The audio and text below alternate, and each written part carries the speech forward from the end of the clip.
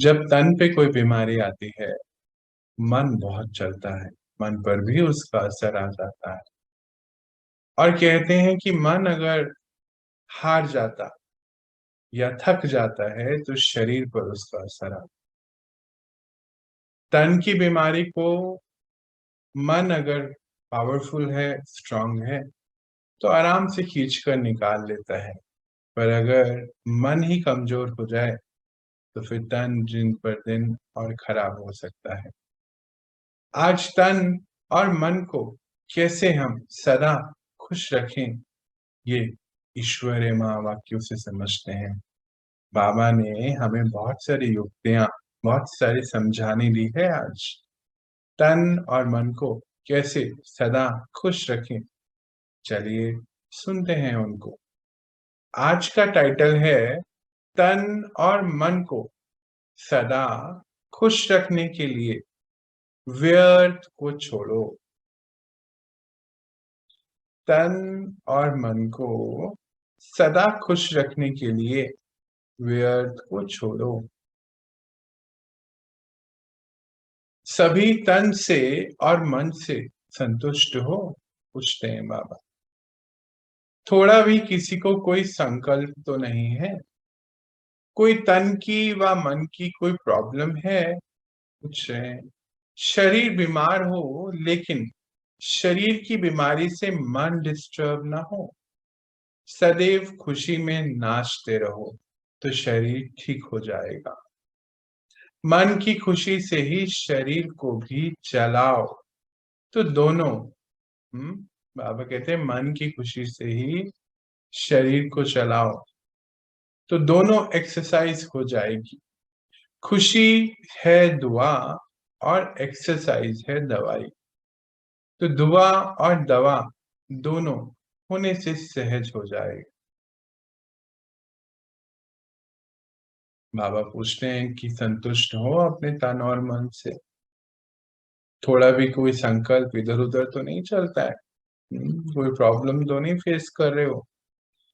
कहते शरीर बीमार हो, क्योंकि शरीर तो बीमार होगा ना। बाबा ने बताया 3 प्रकार के हमारे हिसाब है जो चुकते हो रहे हैं। कलयुग का शरीर है ये, तो इसमें प्रॉब्लम्स तो आनी है, क्योंकि प्रकृति के साथ हिसाब है जो चुकते होना है, होना ही है ये तो। और जो जो हम जैसे जैसे ज्ञान में और आगे बढ़ेंगे, और अनेक प्रकार के हिसाब हमारे सामने आने वाले, सारा ही चुकतू करना है। कहते अगर शरीर बीमार है, मानो, तो मन को डिस्टर्ब नहीं होना चाहिए। सदैव मन जो है खुशी में अगर नाचता रहेगा तो तन की जो भी प्रॉब्लम्स हैं वो ठीक हो जाएंगी। और एक बात बहुत अच्छी बोले कि वो एक्सरसाइज है, जैसे दुआ और दवा। मन अगर खुश है तो शरीर को चलाता चले जाएगा और दोनों की ये एक्सरसाइज हो जाएगी। खुशी है दुआ और एक्सरसाइज है दवा, तो दुआ और दवा दोनों ही काम करेगी। मन की डांस बाबा हमेशा बोलते हैं। मन की डांस कैसे हो सकती है? जब हम मन को बहुत सारे व्यर्थ में चलाएं तो वो मन की डांस नहीं हुई ना, वो तो मन और ही बोझिल में हो गया। जैसे सोच सोच के मानो बीमारी को बहुत बड़ा कर देते हैं। ऐसा हो गया, ये तो नहीं हो जाएगा, अब क्या होगा? किसी को देखा मानो उसी बीमारी में, वो तो बहुत ही परेशान था, तो फिर और ही सोच के कि हमारे साथ ऐसा तो नहीं हो जाए, अब क्या होगा, ये तो नहीं, मैं तो ज्ञान में चल रही हूँ या ज्ञान में चल रहा हूँ, उसके बाद भी बाबा हमारे साथ ऐसा कर, ऐसा भी सोचने लगा। पर बाबा कहते हैं बच्चे, आपको तो बहुत संतुष्ट होना चाहिए, क्योंकि प्रकृति के साथ कितने हिसाब किताब हैं जो चुकतू हो रहे हैं। ये शरीर निमित्त बना आपके इन सबको चुकतू करने के लिए। तो इस ये जो वजह है, कौन सी वजह है? कि ये शरीर निमित्त है मेरे ये सारे ही हिसाब चुकतू करने के लिए। ये खुश रहने की वजह बना, दुखी मत हो। और जितने खुश रहोगे उतना शरीर जल्दी ठीक हो जाएगा। सोने से पहले योग में बैठो तो फिर नींद आ जाएगी। योग में बैठते समय बाबा के गुणों के गीत गाओ तो खुशी से दर्द भी भूल जाएगा। खुशी के बिना सिर्फ ये प्रयत्न करते हो कि मैं आत्मा हूं, मैं आत्मा हूं, तो ये इस मेहनत के कारण दर्द भी फील होता है। खुशी में रहो तो दर्द भूल जाएगा और नींद आ जाएगी। कई बच्चे कहते हैं बाबा इतना दर्द हो रहा है, हम कैसे सोएं। बाबा की युक्ति देखो, एक तरफ कहता है कि योग में सोना नहीं है, साइलेंस में बैठना मतलब फिर स्वीट साइलेंस स्वीट स्लीप हो जाती है। और एक तरफ बाबा क्या कहता है कि बच्चे कभी ऐसा हो तो सोने से पहले योग में बैठो। और बाबा के गुणों को याद करना मतलब अपने गुणों को याद करना। बाबा से बातें करो, अपनी बातें सारे बाबा को दे दो। बाबा एक युक्ति देता है कि एक लेटर लिख दो, जो भी प्रॉब्लम से मुझे दे दो। कहते फिर नींद आ जाती है आपको, बैठे बैठे आराम से आप सो पाओगे, दर्द भूल जाएगा। नहीं तो खुशी, अगर खुशी होगी तो दर्द भूल जाएगा और सो जाओगे। नहीं तो उसी में अटके रहोगे। अगर बोलोगे मैं आत्मा हूँ, मैं आत्मा हूँ, तो बहुत मेहनत लगेगी ना, बार बार ही अपने आप को अशरीरी अवस्था में लेके आना फिर जाना। कहते वो तो और ही मेहनत का कारण, दर्द का कारण बनेगा। उससे खुशी फील नहीं होगी, दर्द फील होगा। पर अगर मैं आत्मा हूँ, परमात्मा के बच्चे, तो आप सब ने एक्सपीरियंस कर लिया है। ऐसे ही बाबा के गुणगान यानी कि अपने गुणों का गान गाते गाते आपको नींद आ जाएगी। अभी हमें प्रैक्टिकल मालूम है, शरीर के साथ तो हिसाब किताब आने ही वाले हैं, या आ भी रहे होंगे, चुप तो करने ही है। जैसे जैसे हम और आगे बढ़ेंगे ज्ञान में, बाबा की इंस्ट्रक्शंस देखो पहले आ जाती है। जैसे जैसे और आगे बढ़ेंगे, जितनी लेयर्स को क्लीन करेंगे, उतनी ज्यादा ये प्रॉब्लम्स हमारे सामने आने वाली। 3 प्रकार की प्रॉब्लम्स हैं, एक आत्माओं के साथ, एक प्रकृति के साथ, एक मन के साथ। प्रॉब्लम नहीं है, हिसाब है जो चुकतू हो रहे हैं। तो बाबा कहते हैं अगर इस स्थिति में रहोगे कि सारे हिसाब चुकतू हो रहे हैं, तो मन जो है सदा खुशी में रहेगा, डांस करेगा। और मन खुश रहेगा तो आराम से इजीली ये पूरा रास्ता कवर अप हो जाएगा। कोई भी बात में किसी को भी कोई सवाल हो, तो छोटी सी बात में कब कंफ्यूज भी हो जाते हो, जल्दी कंफ्यूज हो जाते हो। छोटी छोटी बातें फौरन स्पष्ट करके आगे चलना चाहिए। ज्यादा सोचने से, ज्यादा सोचें कि अभ्यासी नहीं बनो। जो भी सोच आए उसको वहां ही खत्म करो। एक सोच के पीछे अनेक सोच चलने की स्थिति से शरीर और मन दोनों ही खराब होते हैं। कई बार कोई बात आ जाती है, कोई बड़ी घटना, कोई परिस्थिति आ गई, तो मन बहुत ज्यादा चलने लगा, चलने लगा, चलने लगा। बाबा कहते हैं इसमें कितने सवाल, कितने कंफ्यूजन हो जाते हैं। कहते कोई ऐसी सोच चल रही है ना, उसको तुरंत खत्म कर दो, बढ़ाओ मत, आगे नहीं लेके जाओ। खत्म करोगे फौरन तो फिर मन जो है शांत। खत्म कैसे होता है? जब हम उसको राइट संकल्प दे। मन सोच रहा है ऐसा हो गया, वैसा हो गया, फिर उसी समय शिफ्ट कर दें, समर्थ संकल्प दिया उसको, तो समर्थ संकल्प देते ही वो पुराना जो चल रहा है वो खत्म हो जाएगा। कहते अगर बार बार ज्यादा सोचने के अभ्यासी बन जाओगे, तो फिर क्या होगा? उसका असर शरीर पे भी आएगा। मन कमजोर होगा तो शरीर कमजोर हो जाएगा। पर अगर मन पावरफुल होगा तो कमजोर शरीर को चला लेगा। आज तो आप लोगों के कितने एक्सपीरियंसेस हैं ना, तन के कितने सारे हिसाब किताब सामने आ ही रहे हैं, सभी के आ रहे हैं। पर आज आप लोग बताते हो कि बिना दवाई के, बिना ज्यादा मदद लिए किसी की, आराम से सब चुकतो हो रहा है, क्योंकि मन पावरफुल हो गया बाबा से जुड़। और जहां मन पावरफुल हो गया वहां कुछ भी दिक्कत आती नहीं। तो बाबा कहते हैं मन का जो व्यर्थ चल रहे हैं उस पे शरीर पर उसका असर आता है। उसी समय इस व्यर्थ संकल्प को खत्म करो। तन और मन दोनों को सदा खुश रखने के लिए सोचो कम। अंडरलाइन। तन और मन दोनों को सदा खुश रखने के लिए कम सोचो। सोचो कम। अगर सोचना ही है तो ज्ञान रत्नों को सोचो। व्यर्थ संकल्प की भेंट में समर्थ संकल्प हर बात का होता है। देखो, कहते तन और मन को सदा खुश रखने के लिए सोचो कम। ज्यादा सोचने में बहुत लगते हैं ना, ऐसा वैसा। तो अगर सोचना ही है तो कुछ अच्छा ही सोचो, ज्ञान रत्नों के बारे में सोच लो। कहते व्यर्थ संकल्प की बजाय समर्थ संकल्प, समर्थ बातों को सोचो, तो फिर चेंज हो जाएगा। मन खुश हो जाएगा, मन खुश हो जाएगा तो तन अपने आप ही धीरे धीरे स्वस्थ हो जाएगा। कई बार हम किसी को देखकर उस बीमारी में अपने आप को भी वैसा ही समझ लेते हैं कि हमारे साथ भी यही सब होने वाला है। पर बड़ा ध्यान से इस बात को समझना है, सबका अपना अपना हिसाब है। जो आत्माएं ज्ञान में नहीं है वो तो व्यर्थ में बहुत चिल्लाती हैं, परेशान होती हैं। बाबा कहते हैं ना कि इस समय तो बच्चे सारे ही हिसाब चुकतू होने हैं, या तो योग से चुकतू कीजिए या भोग कर। तो बाहर तो भोगना है, हम देख ही रहे हैं। पर हम आत्माएं योग लगाते हुए आराम से चुकतू कर रहे हैं। हमारा नजरिया, लैंग्वेज चेंज हो चुकी है। हम चुकतू कर रहे हैं और वो भोग रहे हैं। भोगनाएं दोनों को ही है, पर ये भोगना हमारी क्या हो गई, चेंज हो गई। नॉलेज के आधार पर हो गई कि हमारा हिसाब चुकता हो रहा है। तो मन की स्थिति अच्छी होने की वजह से सामने परिस्थितियां आती भी हैं, पर शरीर अपने आप ही ठीक होने लगता है।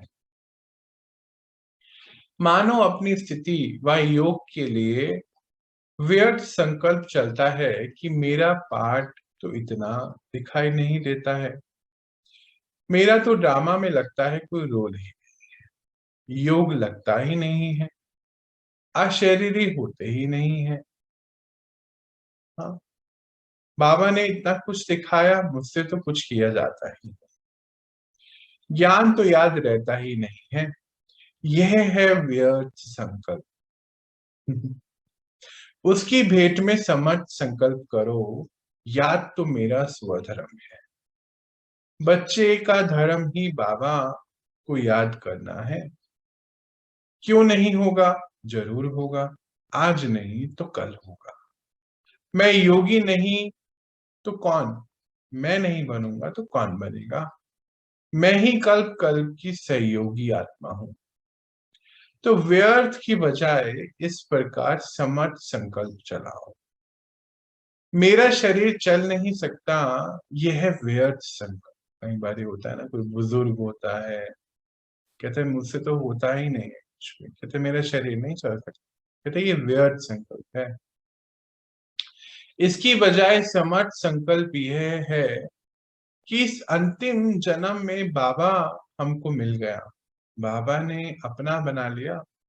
कमाल है, बलिहार है इस अंतिम शरीर की, जो इस पुराने शरीर द्वारा जन्म जन्म का वर्षा पा लिया। अंडरलाइन, अंडरलाइन, डबल अंडरलाइन कर ले।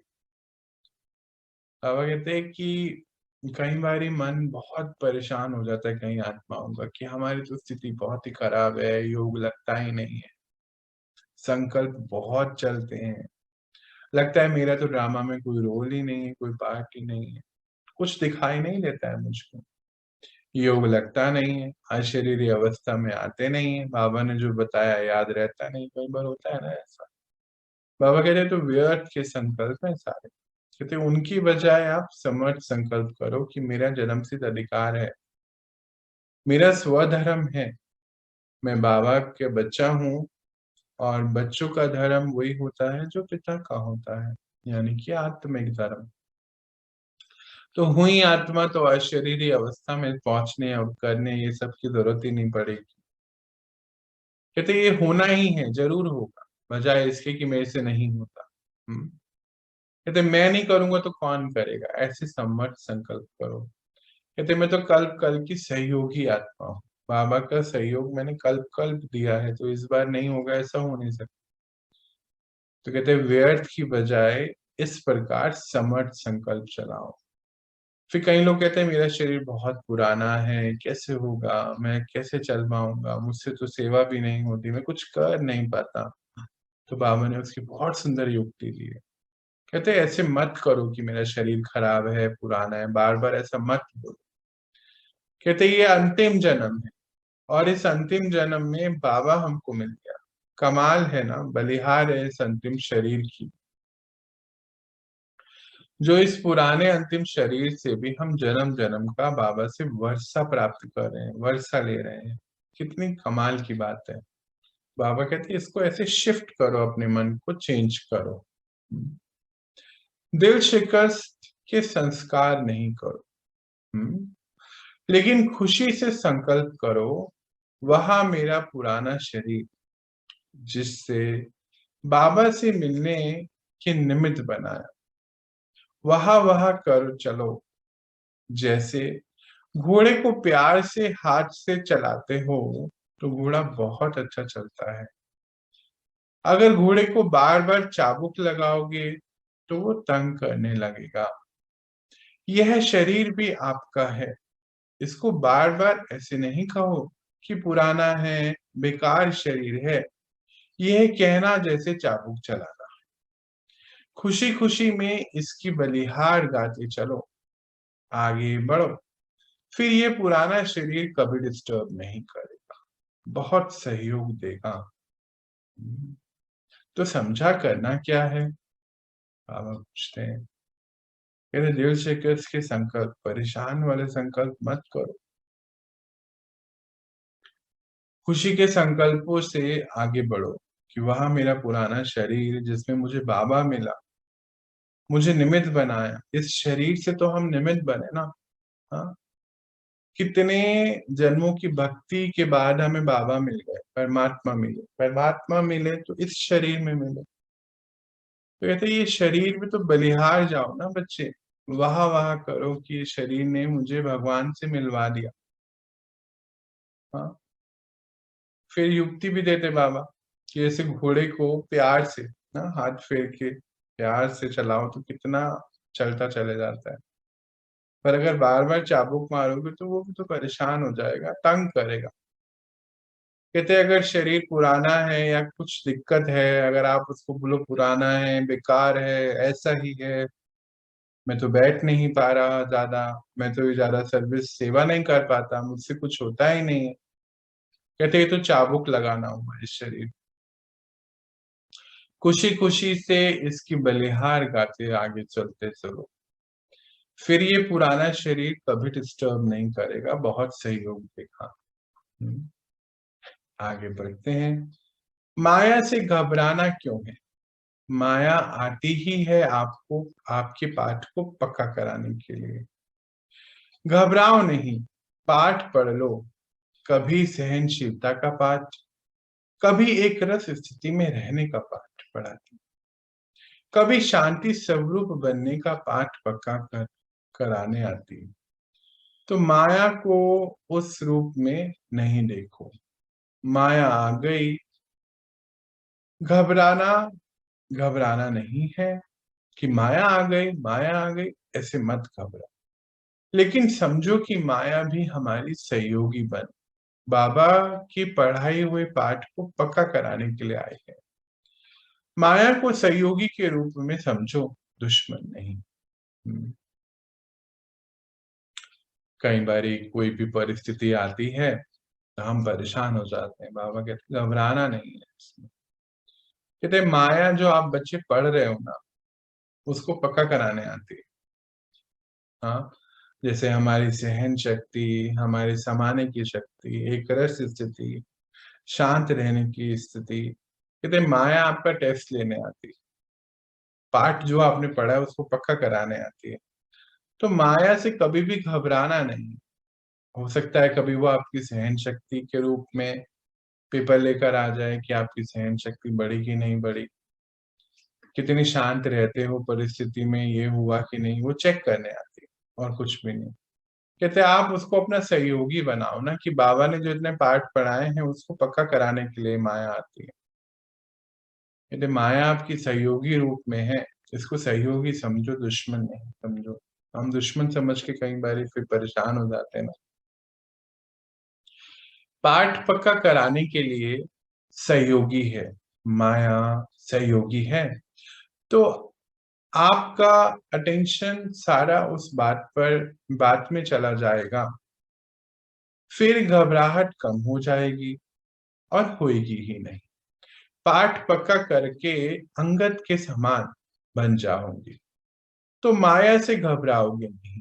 जैसे छोटे बच्चे को माँ बाप डराते हैं, माता पिता डराते हैं, कहते हैं हवा आ गया। आप सबने भी माया को हवा बना। वैसे माया खुद आप लोगों के पास आने से घबराती है, लेकिन आप स्वयं कमजोर हो, माया को का आह्वान करते हो, नहीं तो आएगी नहीं। अगर आह्वान ना करो कमजोरी से तो आएगी नहीं। वह तो विदाई के लिए बस रुकी हुई है, ठहरी हुई है, इंतजार करे कि हमारी लास्ट डेट कौन सी है, कब माया को विदाई परमानेंट देना है। नहीं देंगे तो बार बार आती रहेगी, नॉक नॉक करती रहेगी। बाबा क्या कहते हैं? कहते हैं अगर पाठ पक्का कराने की सहयोगी समझोगे तो आपका टेंशन पाठ पक्का करने में रहेगा और माया आएगी और चले जाएगी, घबराओगे नहीं। कहते अंगद के जैसे, अंगद ने क्या किया, अपना पैर बिल्कुल ताकत से रख दिया, क्योंकि उसको बिल्कुल 100% विश्वास है कि उसके साथ उस जो कहानी में दिखाते कि राम है। कहते हैं आपके साथ परमात्मा है, तो ऐसे बिल्कुल अंगद के जैसे अपने आप को बिल्कुल निर्विघ्न रख दो पैर, तो फिर ये माया जो है आपके सामने कुछ नहीं कर सकती। आप घबरा जाते हो, फिर इससे माया आपको और डराती है। जैसे कई बार युक्ति दे रहे बाबा, छोटे बच्चे होते हैं ना, बहुत जिद करते या बहुत डिमांड करते, परेशान करते, चिल्लाते, रोते, तो बोलते हैं ना माता पिता लौकिक में भी, हवा आ जाएगा, हवा, शांत हो जाओ। यानी माया को आपने हवा बना, और फिर वो हवा हवा कह के आप उसको परेशान होते हो, डरते हो, फिर माया आ जाती है, घबराते हो, क्योंकि फिर वो आती है। कहते वैसे माया आप बच्चों के पास आ नहीं सकती, क्योंकि अब उसको पता है परमात्मा के बच्चे हैं। पर आप कमजोर बन के उसको आह्वान करते हो, इसलिए माया को आना पड़ता। कहते माया ठहरी हुई है, इंतजार कर रही है कि आप उसको अंतिम विदाई दें। लास्ट डेट कौन सी है बाबा पूछते हैं, बहुत दिन पहले भी पूछ रहे थे कौन सी लास्ट डेट है। हाँ, अब माया को विदाई कब देना है, तो घबराना नहीं है, आगे बढ़ते चलो, बाबा ये कहते हैं। उड़ते भी बहुत तेज है और फिर डरते भी हैं, छोटी सी मक्खी से ही डर जाते हो। एक दिन बहुत खुशी में नाचते रहोगे और दूसरे दिन चेहरा बिल्कुल बदल जाता है, बदली हो जाएगा। इस नेचर को बदलो। इसका कारण क्या है जानते हो? बाबा कहते हैं बहुत ऊंची उमंग उड़ते हो उत्साह से, फिर छोटी सी कोई दिक्कत मक्खी जैसी भी आ जाती है तो रुक जाते हो। एक दिन तो बहुत खुशी उमंग में चलते हो, नाचते गाते हो, फिर अगले दिन चेहरा बिल्कुल डाउन हो जाता है, बदल जाता है। कहते हैं इसको बदलो, हमेशा खुश रहने का संस्कार बनाओ। फिर पूछते हैं मालूम है ऐसा कारण क्या है, क्यों बार बार ऐसे डगमगा जाते हो? तो बाबा बता रहे हैं सहनशीलता की कमी, सहन करने के संस्कार शुरू से नहीं है, इसलिए जल्दी घबरा जाते। स्थान को बदलेंगे या जितने जिससे तंग है होंगे उसको बदल लेंगे, अपने को नहीं बदलेंगे। यह तो संस्कार है, ये तो संस्कार है, वह बदलना चाहिए। मुझे अपने आप को बदलना, स्थान को व दूसरे को नहीं बदलना है, लेकिन अपने को बदलना है। यह ज्यादा स्मृति में रखो, समझा? सहनशीलता का अवतार बन जाओ, जिसको आप लोग कहते हो कि अपने को ही एडजस्ट करना है, किनारा नहीं करना और छोड़ना नहीं। छोटी छोटी बातों से दिक्कत में आ जाते हो। बाबा ने बताया फॉर्मूला, क्या दिक्कत है? सहनशीलता की कमी। मानो कहीं गए, कुछ ऐसी बात हो गई, कहते या तो इस जगह को चेंज करना की सोचते हो कि हम कहीं और चले जाएं, यहाँ तो शांति नहीं। या फिर जिसके साथ काम पर हैं, जिसके साथ रिश्ते में हैं, उसको चेंज करना चाहते हो। बाबा कहते हैं ये राइट नहीं, हमें अपने संस्कार को बदलना है। कहते मुझे अपने संस्कार को बदलना है, ना तो स्थान को ना दूसरे। हम ना दूसरे को बदल सकते हैं और ना ही जगह को बदलना है। ऐसा हो जाता है, ऐसे किसी के साथ चल भी रहा होगा। बाबा कहते हैं ऐसा नहीं सोचो, यह स्मृति में रहो कि हम सहन शक्ति के अवतार हैं। और जिसको आप लोग कहते हो कि मुझे ही एडजस्ट करना है, ना तो किनारा करना है जगह से, ना किसी व्यक्ति से, ना किसी परिस्थिति से। सहन करते समाते आगे बढ़ते चले जाना, छोड़ना नहीं। हंस और बगुले की बात अलग है, उन्हों का आपस में खिटपिट है। वह भी जहां तक हो सके उसके प्रति शुभ भावना के ट्रायल करो। ट्रायल करना आपस आपका फर्ज है, अपना फर्ज है। कई ऐसे भी मिसाल हुए हैं जो बिल्कुल एंटी थे, लेकिन शुभ भावना से निमित्त बनने वाले भी बन जाते हैं, आगे जा रहे हैं। तो शुभ भावना से फुल फोर्स के ट्रायल करने चाहिए। कई बार क्या होता है, ज्ञान में हम कोई एक चल रहे हैं, पूरे घर में तो ज्ञान में, बाकी पूरी फैमिली में तो कोई नहीं है। तो हंस और बगुला मतलब, आप तो हंस बुद्धि, और बगुला मतलब जो बहुत नेगेटिव वर्ड बोलते हैं, हमें आगे बढ़ने नहीं देते, खिटपिट बहुत होती है। बाबा कहते दुखी मत हो, ये भी कोई हिसाब किताब है। कहते शुभ भावनाओं के ट्रायल करो। कहते कई बार ऐसी बहुत स्थितियां आई हैं हमारे जीवन में कि शुभ भावना से वो आत्मा निमित्त बन जाती, पता नहीं कितने काम करती है फिर वो बाबा के। पूरी पूरी पूरा पूरा परिवार चलने लग पड़ता है। बाबा कहते जो अभी एंटी है ना आपके, वो सारे एक साथ चल पड़ेंगे, पता भी नहीं चलेगा। कोई हिसाब है आपका और उनका। जब हम ज्ञान में, खास तौर से जहाँ बहनें जैसे पवित्रता की धारणा में बहुत दिक्कतें आ जाती हैं घर पे, बहुत लड़ाई झगड़े होते हैं, बहुत खिटपिट होती है, नेगेटिव बातें बहुत सामने आ जाती हैं। बाबा कहते हैं शुभ भावनाओं के ट्रायल करो, ट्रायल रखो शुभ भावनाओं की। तो खिटपिट सारी ही बंद हो जाएगी और आप लोग आराम से चल निकलोगे और ये सारी समस्या खत्म हो जाएगी। कहते शुभ भावनाओं के ट्रायल से तो इतने फोर्स से ट्रायल करो कि वो आत्मा निमित्त ही बन जाएगी आगे, पता नहीं बाबा के कितने काम करने। फॉर्मूला अंडरलाइन कर लीजिए आज का। अगर फिर भी नहीं होता है तो फिर डायरेक्शन लेकर कदम उठाना चाहिए, क्योंकि कई बार ऐसे किनारा कर देने से कहाँ डिस्टर्बेंस भी हो जाती है। और कई बार ऐसा भी होता है कि आने वाले श्रेष्ठ अन्य आत्मा जो आना तो चाहती हैं, पर आपकी कमी देखने के कारण अन्य आत्माएं अपना भाग्य लेने से वंचित हो जाती हैं। इसलिए पहले स्वयं ट्रायल करो कि अगर समझते हो कि ये बड़ी प्रॉब्लम है, खुद नहीं हो रहा है, फिर निमित्त बनी आत्माओं से वेरीफाई करो, तो ये प्रॉब्लम प्रॉब्लम नहीं, सब सॉल्यूशन हो जाएगा। लास्ट में बाबा ने बोला अच्छा। अब किसी के लिए संदेश भी हो सकता है और हम सबके लिए तो वैसे भी होता ही है, डायरेक्शन है बाबा की। कहते हैं कि कई बार ना हम बहुत गलत सोच लेते हैं, इतना तक सोच लेते हैं कि अपने लाइफ पार्टनर को छोड़ देंगे, परिवार को छोड़ देंगे। कहते ये सब नहीं करना है, डाइवोर्स ले लेंगे, ऐसी बातें भी सुनने में आ जाती। कहते नहीं बच्चे, ये सब नहीं करना है आप।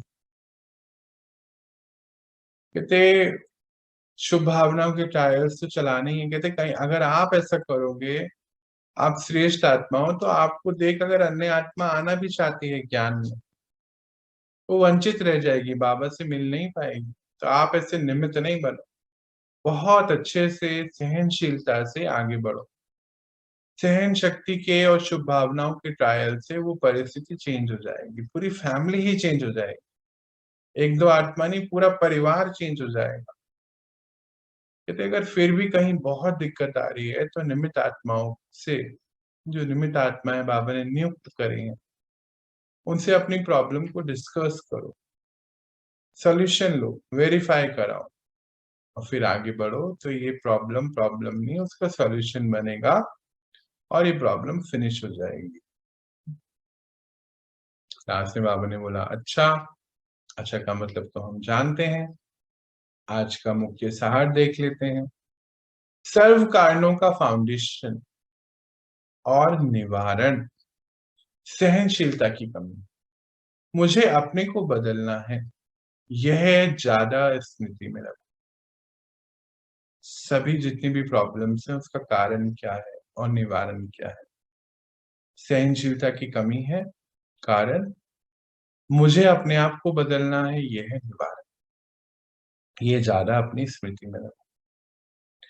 माया को सहयोगी समझो, दुश्मन नहीं। क्योंकि कभी सहनशीलता का, कभी एक रस स्थिति का, कभी शांत स्वरूप बनने का पाठ पक्का कराने के लिए आती है। माया आपकी सहयोगी है, साथी है, उसको ऐसा समझो, दुश्मन कभी नहीं। रात को नींद नहीं आती है तो क्या करें? सोने से पहले योग में बैठो और योग में बाबा के गुणों के गीत गाओ, बाबा से रूह रूहान करो और फिर गुड नाइट बोल बाबा के पास आके ही सो जाओ। कितना सुंदर बात बाबा ने अंडरलाइन कर, कि बाबा से बातें करो, फिर बाबा के पास आते ही गुड नाइट बोल के सो जाओ। तन और मन दोनों को सदा खुश रखने के लिए कम सोचो, व्यर्थ को समर्थ करो और समर्थ सोचो। लास्ट में बाबा ने बोला अच्छा। अच्छा का मतलब तो हम सभी जानते हैं कि बच्चे अब आप समझ गए, अब तो आप कर ही लेंगे। और हम सब की तरफ से भी बाबा को शुक्रिया, शुक्रिया बाबा, शुक्रिया कि आपने हमें ये ज्ञान दिया, इस लायक समझा और अब हम इसके रूप बनकर दिखाएंगे। ओम शांति। सभी को ओम शांति।